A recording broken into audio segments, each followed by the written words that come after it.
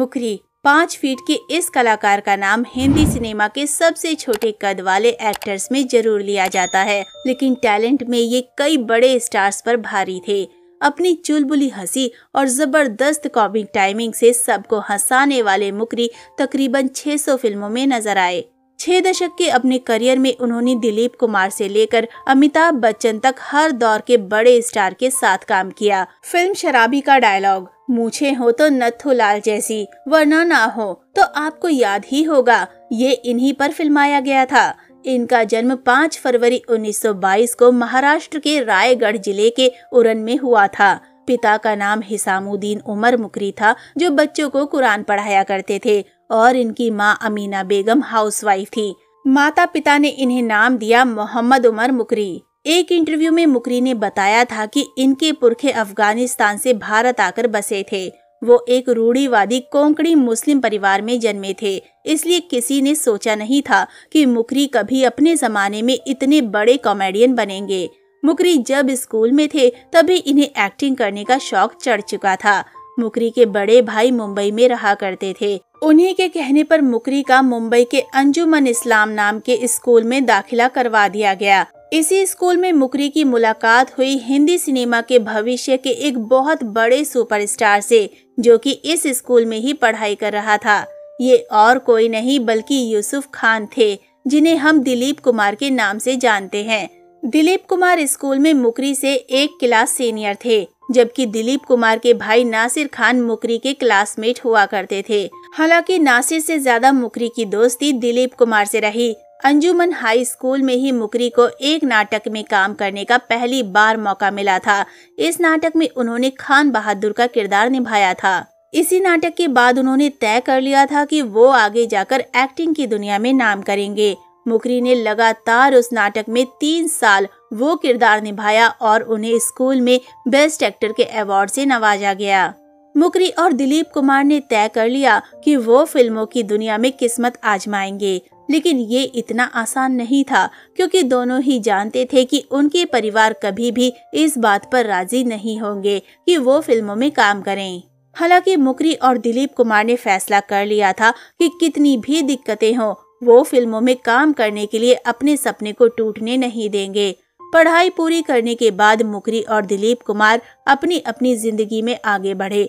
कुछ समय तक परिवार के दबाव में मुकरी काजी बन गए। वो मदरसे में बच्चों को कुरान भी पढ़ाते थे। मुकरी इस काम से खुश नहीं थे, क्योंकि वो तो एक्टिंग करना चाहते थे। इस काम को छोड़कर उन्होंने कुछ समय तक सरकारी नौकरी भी की थी। वो दूसरे विश्व युद्ध का आखिरी दौर था। मुकरी का काम था कि वो लोगों को घर घर जाकर काले पर्दे टांगने के लिए कहे। मुकरी ने जैसे तैसे ये नौकरी की, क्योंकि उनका मन अभी भी एक्टिंग की ही तरफ था। एक दिन मस्जिद में उनकी मुलाकात एक बार फिर अपने दोस्त दिलीप कुमार से हो गई। मुकरी ने अपने मन की बात दिलीप कुमार को बताई। दिलीप कुमार उन दिनों खुद भी फिल्मों में जगह बनाने के लिए संघर्ष कर रहे थे। उन्होंने किसी तरह मुकरी को महबूब खान और के आसिफ जैसे फिल्म मेकर्स की फिल्मों में बतौर असिस्टेंट डायरेक्टर काम दिलवा दिया। इस तरह फिल्मों में मुकरी की एंट्री हो गई। फिर जब दिलीप कुमार देविका रानी के प्रोडक्शन हाउस बॉम्बे टॉकीज से जुड़े, तो उन्होंने मुकरी के लिए भी वहां जगह बनाई। कहा जाता है कि जब दिलीप कुमार ने मुकरी की मुलाकात देविका रानी से करवाई थी, तो वो उनकी स्माइल और अंदाज से इम्प्रेस हो गई थी। एक और जहां उन्होंने दिलीप कुमार को 1944 में जवार भाटा से बतौर हीरो लॉन्च किया, वहीं मुकरी की फिल्मों में बतौर आर्टिस्ट काम करने की इच्छा 1945 में फिल्म प्रतिमा से पूरी हुई। ये जवार भाटा के बाद बॉम्बे टॉकीज की दूसरी फिल्म थी। इस तरह हिंदी सिनेमा के पहले दौर के बेहतरीन कॉमेडियन मुकरी का फिल्मी सफर शुरू हुआ। इसके बाद मुकरी ने दिलीप कुमार की तकरीबन हर फिल्म में काम किया। इसके अलावा उन्होंने उस दौर के सुपरस्टार्स देवानंद, राज कपूर, राजेंद्र कुमार और सुनील दत्त की फिल्में भी की। एक जमाने में मुकरी की कॉमेडी के बिना फिल्में अधूरी रहा करती थीं। सिर्फ पुराने दौर के ही नहीं, मुकरी की कॉमेडी केमिस्ट्री नए जमाने के सुपरस्टार्स धर्मेंद्र और अमिताभ बच्चन के साथ भी खूब जमी। 1977 में फिल्म अमर अकबर एंथनी में नजर आए, जिसमें उन्होंने तैयब अली का रोल निभाया था। ये रोल काफी पॉपुलर हुआ था। 1984 में आई फिल्म शराबी मुकरी के करियर के लिए मील का पत्थर साबित हुई थी। ये किरदार था नत्थू लाल का। इस फिल्म के एक सीन में अमिताभ बच्चन उन्हें देखकर कहते हैं, मूछें हो तो नत्थू लाल जैसी हो वरना ना हो। मुकरी पर फिल्माया गया ये डायलॉग और सीन आज भी याद किया जाता है। मुकरी का नाम हिंदी सिनेमा के उन सितारों में शामिल है जिनका फिल्मी करियर काफी लंबा रहा है। उन्होंने तकरीबन 600 फिल्में की। अब तक शक्ति कपूर ने 700 से ज्यादा फिल्में की हैं। इसके अलावा ललिता पवार ने अपने फिल्मी करियर में तकरीबन 650 फिल्मों में काम किया था। 1994 में आई बेताज बादशाह मुकरी की आखिरी फिल्म थी। फिल्म में उन्होंने प्रिंसिपल का किरदार निभाया था। टीवी शो में किया था काम। ये बात कम ही लोग जानते हैं कि मुकरी ने केवल हिंदी फिल्मों में ही काम नहीं किया है, बल्कि वो एक टीवी सीरियल में भी नजर आए थे। उन्होंने 1990 में दूरदर्शन पर प्रसारित होने वाले टीवी सीरियल भीम भवानी में काम किया था। इस शो में बीते दौर के कई दिग्गज कलाकारों ने काम किया था, जिनमें अशोक कुमार, उत्पल दत्त, टुनटुन, जगदीप, राजेंद्र नाथ और महमूद के नाम शामिल थे। ठुकरा दिया था एकता कपूर के शो का ऑफर। मुकरी को एकता कपूर ने अपने एक टीवी शो में रोल ऑफर किया था, लेकिन उन्होंने इसे करने से मना कर दिया था। दरअसल 1995 के बाद मुकरी की तबीयत ठीक नहीं रहा करती थी, इसलिए वो किसी भी प्रोजेक्ट का हिस्सा बनने से बचने लगे थे।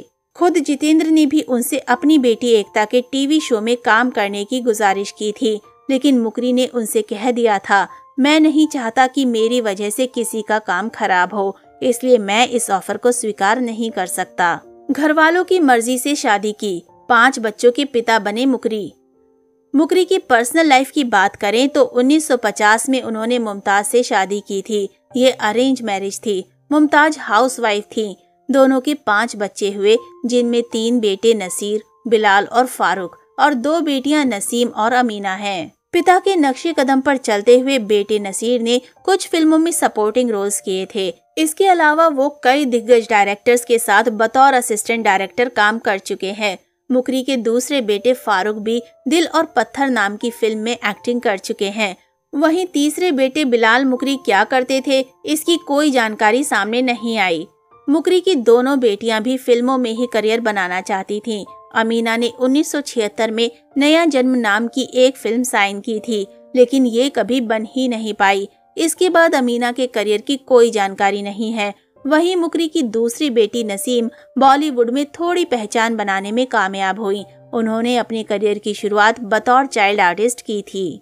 साथ ही अक्षय कुमार, शिल्पा शेट्टी और सुनील शेट्टी स्टारर धड़कन में उन्होंने कैमियो रोल किया था। उन्होंने इस फिल्म के डायलॉग भी लिखे थे। इसके अलावा नसीम ने हाँ मैंने भी प्यार किया और स्कूल जैसी फिल्मों के अलावा कुछ टीवी सीरियल्स के डायलॉग लिखे थे। अपने आखिरी दिनों में बॉलीवुड से नाराज थे मुकरी। बेटी नसीम ने कुछ साल पहले दिए एक इंटरव्यू में अपने पिता मुकरी के आखिरी दिनों का जिक्र किया था। उन्होंने कहा था कि मेरे पिता फिल्म इंडस्ट्री के प्रति अपना विश्वास खो चुके थे। वो इस बात से नाखुश थे कि आज के दौर में कॉमेडियंस को काम और सम्मान दोनों नहीं मिल रहा है। वो कहते थे कि जो होगा सो होगा, क्या कर सकते हैं।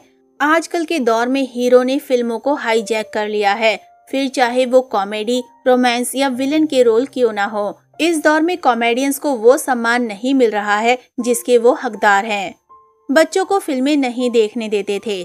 बेटी नसीम ने आगे कहा था कि मेरे पिता सख्त मिजाज के थे और बचपन में हमें फिल्में नहीं देखने देते थे।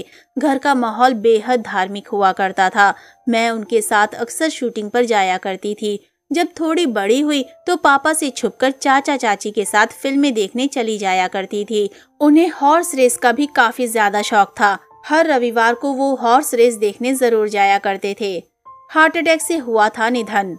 मुकरी का 4 सितंबर 2000 को 78 साल की उम्र में निधन हो गया था। हार्ट अटैक और किडनी फेलियर की वजह से मुंबई के लीलावती अस्पताल में उन्होंने आखिरी सांस ली थी।